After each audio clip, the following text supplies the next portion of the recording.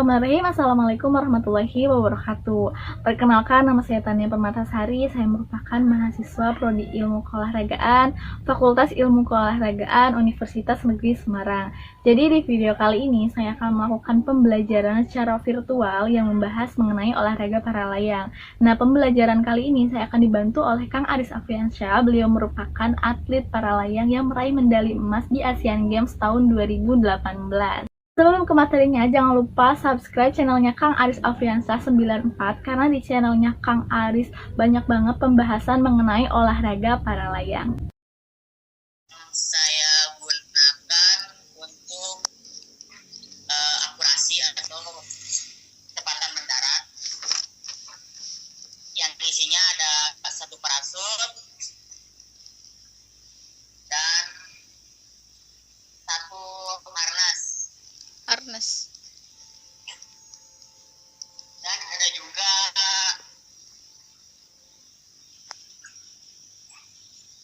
seperti helm, sarung tangan, dan radio komunikasi. Di sini, di harness ini dilengkapi dengan parasut cadangan atau rescue. Apabila nanti ada sesuatu yang di atas masalah, kita bisa ngeluarin ini dengan tarik handle merah ini, itu akan keluar cadangannya.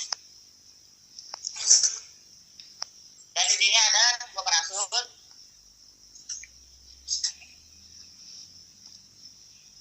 Untuk ini saya gunakan untuk di kategori akurasi. Karena untuk kategori cross country itu beda, kita nggak menggunakan yang seperti ini karena di HP-nya ini di HP INA ini di HP untuk kelas rendah yang speednya pelan. Untuk yang cross country itu kita memakai di HP-nya triple C, itu speednya kencang dan sensitif. Kalau yang akurasi kebanyakan orang pakainya di INA seperti kayak gini.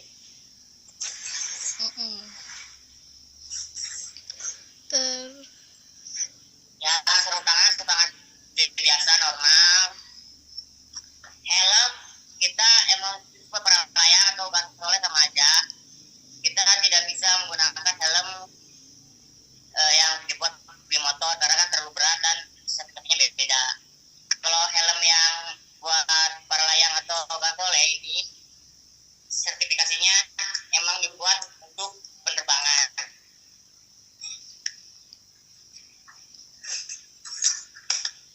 Untuk radio komunikasi mungkin sama aja.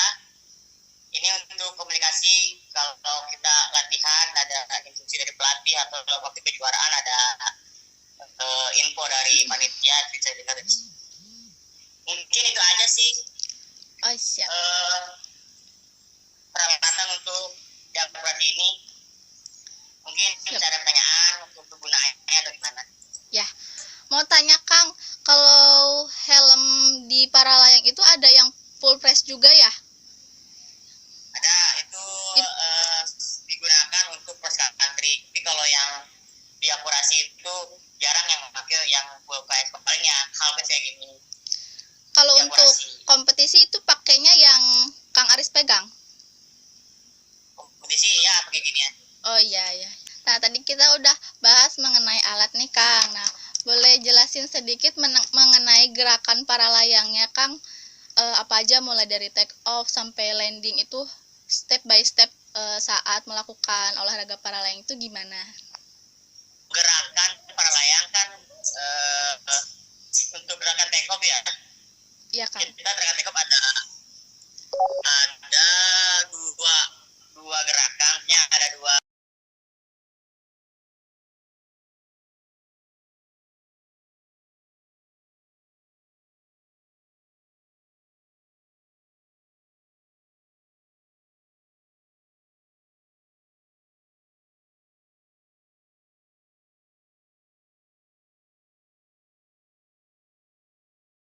Membelakangi parasut kita kita udah menghadap ke lereng atau ke tempat take off. Kalau yang di pos itu kita membelakangi, nanti badan baru menghadap ke tempat perlandas.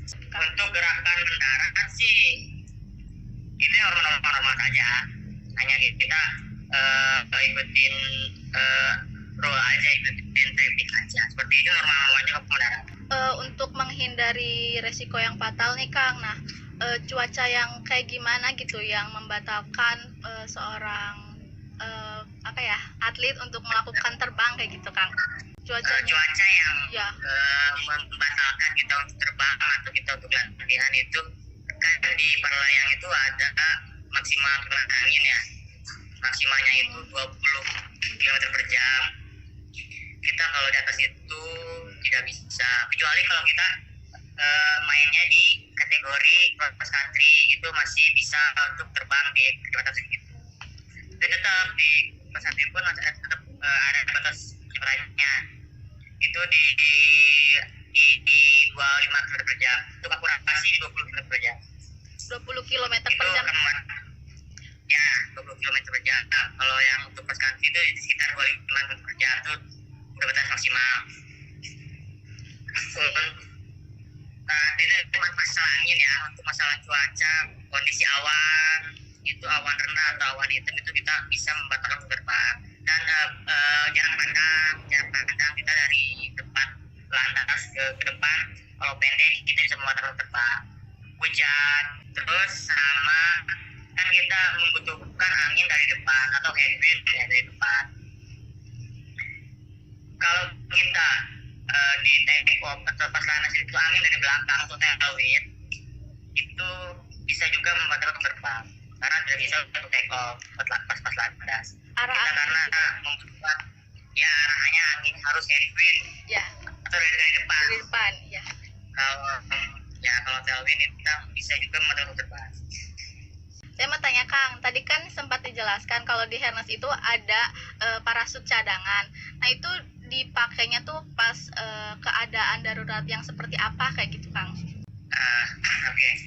Di harness dilengkapi dengan parasut cadangan. Di akurasi itu rata-rata satu cadangan. Untuk di cross country itu biasanya ada 2 cadangan. Karena beda ya, karena harness cross country sama akurasi beda. Nah, cadangan digunakan pada saat kalau parasut utama sudah tidak bisa di-recovery atau dibenarkan. Misalkan kita terbang dan kondisi ram atau kondisi cuaca yang kasar, itu kan kemungkinan akan kolaps terus kita nggak bisa recovery, bisa dibenerin lagi, ya sudah dalam jalan akhir ya kita lempar cadangan. Oke Kang. Nah tadi kan kita sudah ngebahas alat, terus ke gerakan. Nah selanjutnya itu saya mau tanya tentang tata kelola alat kelengkapan terbang itu yang dipersiapkan itu mulai dari apa dulu atau gimana dulu Kang? Kan yang saya ketahui gitu kalau untuk para layang kan harus menggelar yang parasutnya terlebih dahulu. Nah itu mulai dari packing sampai pemeriksaan setelah terbang itu bagaimana gitu? Kita gelar pasang helm dulu, setelah itu ya normal sih gelar parasut. Setelah itu cek tali, jangan sampai ada yang tangle atau kebelit. Cek tali semua, kalau udah clear pasang harness. Setelah pasang harness itu kita cek dari bakal bawah, bakal paha, dua-duanya kiri kanan. Setelah itu bakal dada. Setelah itu masker semuanya beres. Kita untuk persiapan untuk take off. Nah, persiapan untuk take off pun sama, kita akan ngecek lagi kali lagi. Setelah itu siap semua, helm udah kepasang, bangku udah kepasang, sudah digelar.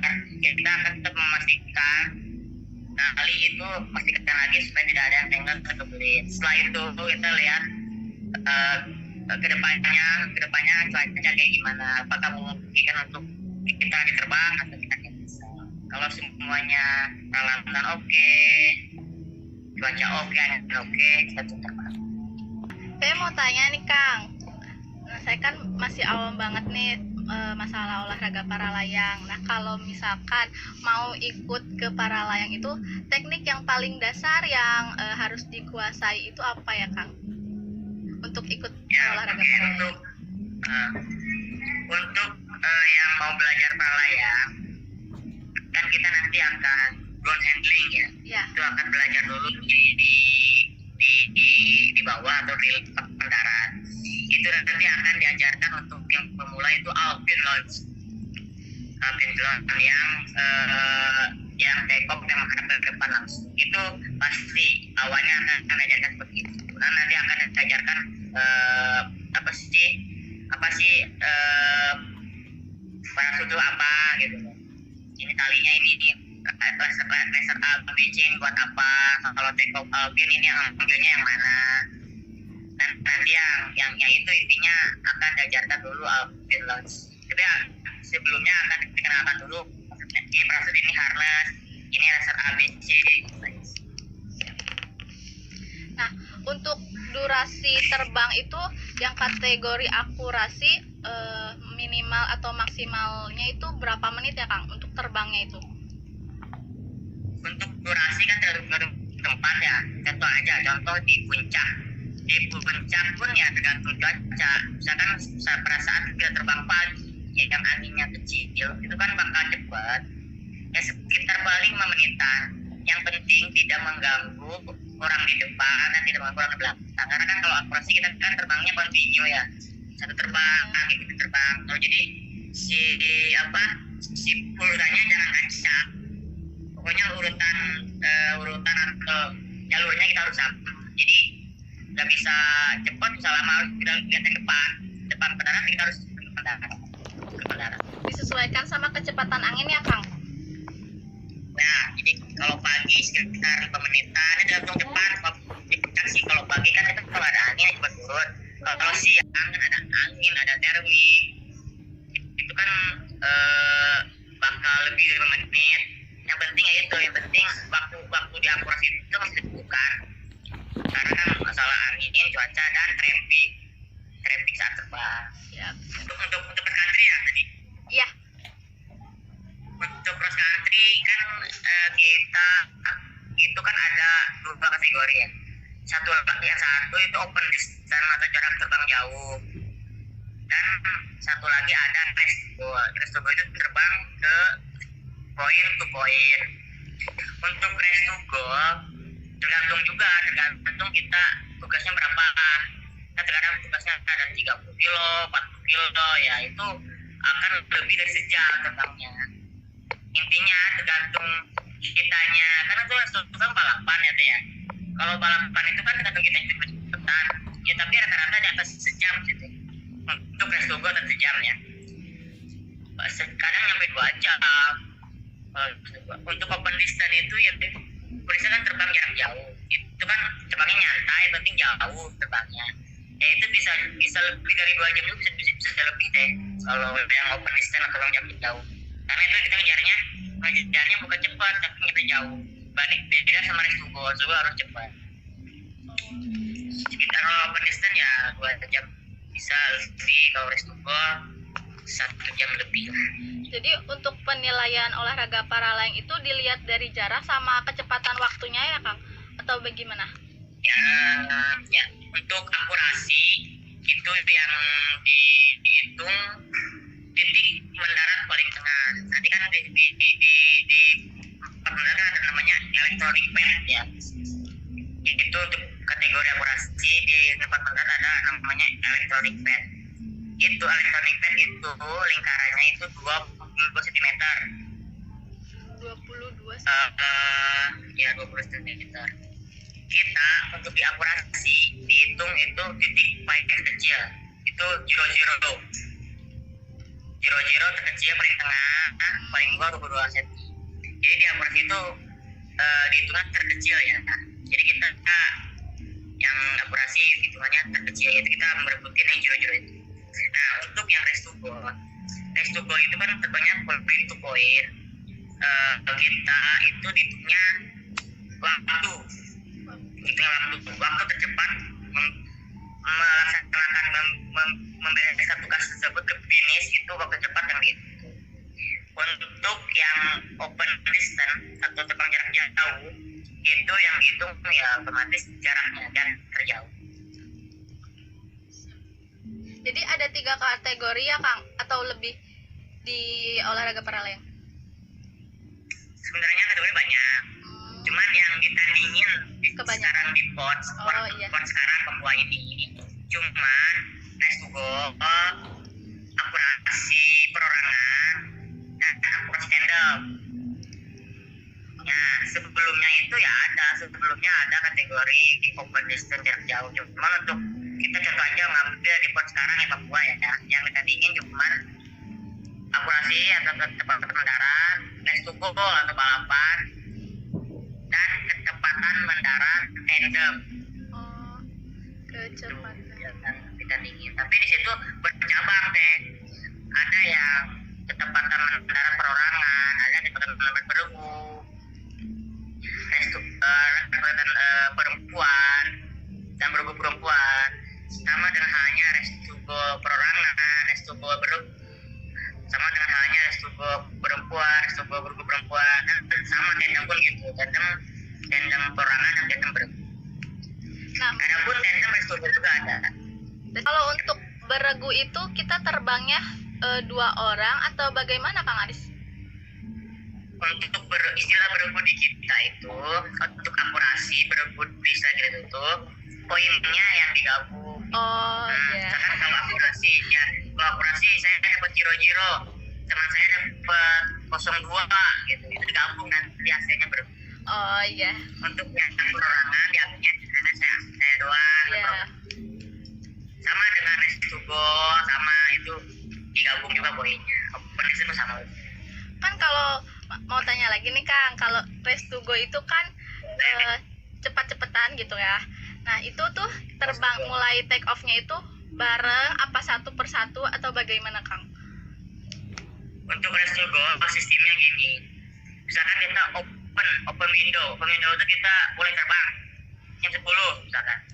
Open gate itu tugas dimulai jam 11 misalkan. Nah dari space waktu yang sejam itu orang udah diterbang semua, jadi jam 10 kita terbang dan folding di atas sama sejam kita udah kumpul semua di atas jam 11 tank open gate. Nah itu baru mereka harus jadi tugas bareng-bareng, itu fire. Oke. Kita ada space sejam dari open window ke open gate, contoh ya sejam misalkan, tapi ada juga yang 2 jam space-nya karena tergantung pesertanya banyak. Kalau bisa banyak ya mungkin open window jam 10, contoh yang jam 10, open gate jam 12. Pokoknya otomatis semua udah di atas, baru open gate dibuka gitu, langsung barengan balapan. Kalau akurasi sendiri itu satu-satu ya Kang untuk take off-nya, untuk mulai terbang. Untuk akurasi ya, nanti kan kita nanti ada technical meeting, nanti ada pengucapan nomor urut. Nah itu nanti seluruhnya pun dapat gitu, jadi nggak ngasal gitu, saya ke satu enggak, jadi udah ada urutnya. Itu pun sama berganti ya, nomor urut segini terbang, nanti nomor urut sekian. Oh, itu Kang, tips and trick kalau misalkan kita ada yang ikut atau atlet di kategori akurasi itu kan injek target ya Kang. Nah itu hal yang paling apa ya yang harus diperhatikan itu gimana Kang tekniknya untuk masuk ke targetnya itu? Untuk teknik akurasi itu yang sulit ya, kita membaca cuaca saat mendarat ya. Kadang-kadang kita udah mau termik saat approach ke target, angin tiba-tiba ada gasti.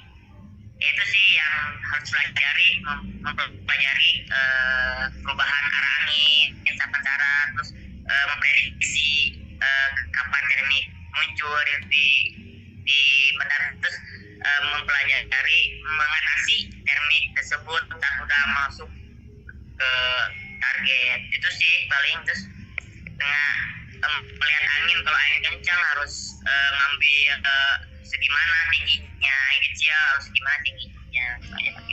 Mau mau tanya nih, balik lagi ke alat. Itu kan kita mengendarainya tuh ada tali-tali gitu, Kang. Boleh dong Kang diperkenalkan misalkan ini alatnya untuk talinya untuk apa kayak gitu. Oke, di sini kan ada 3 laser ya. Ini ada A, B, dan C. Ini untuk kategori akurasi yang INA ya, yang INA itu rata-rata sekarang itu 3 laser A, B, dan C. Untuk kategori Race to Goal tadi yang saya bilang itu beda lagi, cuma 2 laser A dan B. Nah, sekarang kita bahas yang akurasi ya, atau INA ya. Ini ada racer A, racer B, dan racer C. Dan ini ada untuk ya apa? Toggle itu buat apa sih, bilang gitu, pengemudi lah. Setir istilahnya pengemudi ya.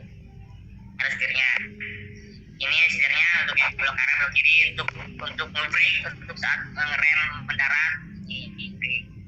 Dan di sini laser A itu ada 2, yang kecil dan yang tali yang 2A ini yang di dalam, tali di dalam, tali 1 ini di 2. Ini fungsinya untuk big gears. Untuk apa? Big gears. Jadi big gears. Nah, big gears itu untuk kita menurunkan ketinggian.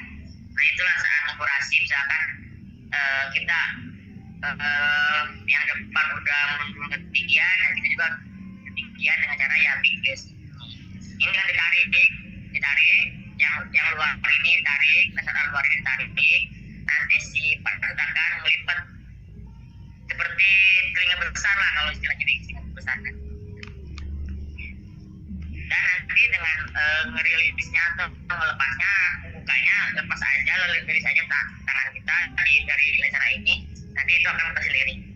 Karena saat big gears kita itu nahan ini aja, tahan gini, kalau cukup lepas sudah kembali.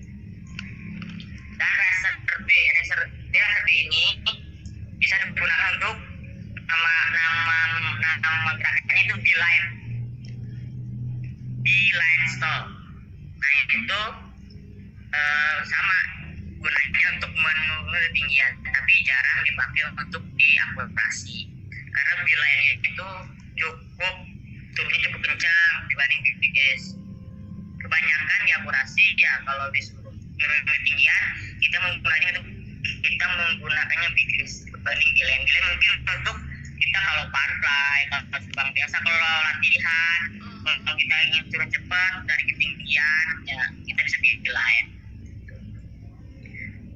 Itu aja sih, yang penting ini toggle yang kita bisa gunakan untuk full stall atau untuk untuk pitching, rolling, flipping over, itu menggunakannya dengan toggle ini, alat setir ini.